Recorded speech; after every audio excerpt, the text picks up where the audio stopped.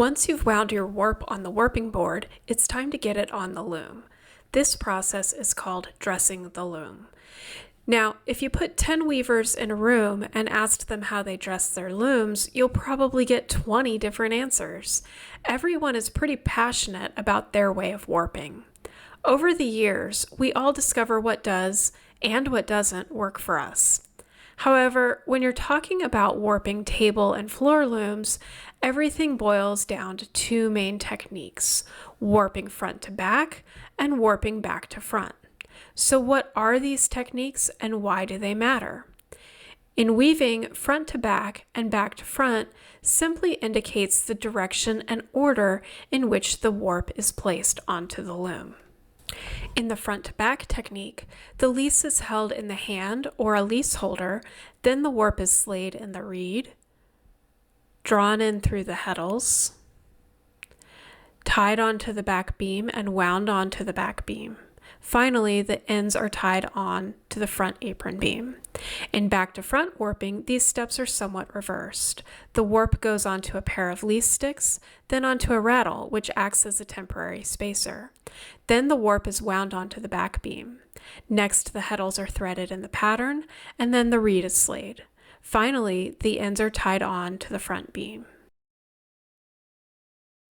In America, it seems that a lot of weavers learn to warp with the front to back method. It's the way that I learned, but it turns out that back to front has a lot of advantages. That's why I decided to make this video, to compare them head to head. By the way, if you're finding this video helpful, be sure to like and comment below. It really does help us out. Back to front warping has some definite advantages. It keeps a warp under a more consistent tension, meaning there's less opportunity for yarns to tangle. This makes it great for long warps. It's also good for delicate warp yarns, such as very fine yarns or single ply yarns. That consistent tension is really helpful for other tricky warps, like ones with very high twist yarn that would otherwise be prone to tangling. And lastly, it's good for warps that are densely set, such as rep weave. With all the advantages of back to front warping, it's a wonder that anyone uses front to back warping. However, there are a few key places where front to back warping really shines. A lot of weavers, myself included, like to make mixed warps that are designed in the reed. For these warps, I find that front to back warping is a sort of lazy way to plan a warp, and I use it often. The other big advantage of front to back warping is when your loom or your body simply cannot accommodate back to front warping.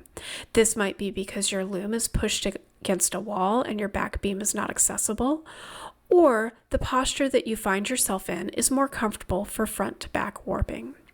Whichever mode of warping you choose, ergonomics is key. Warping is a time-consuming part of the process, and it's important to be kind to your body while you're doing it. Be sure to take frequent breaks and stretch often. When I first taught myself warping back to front, I followed a piece of advice from Laura Fry. She gives herself 7 warps in a row to learn a new technique, whether it's warping or a new weave structure.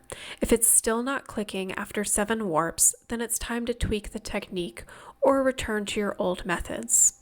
I thought this was a great way to develop muscle memory with a new technique, and I still use it today. In my next video, I'll take you on a tour of my weaving studio. I'll show you each of the looms I have set up and my preferences for warping each one.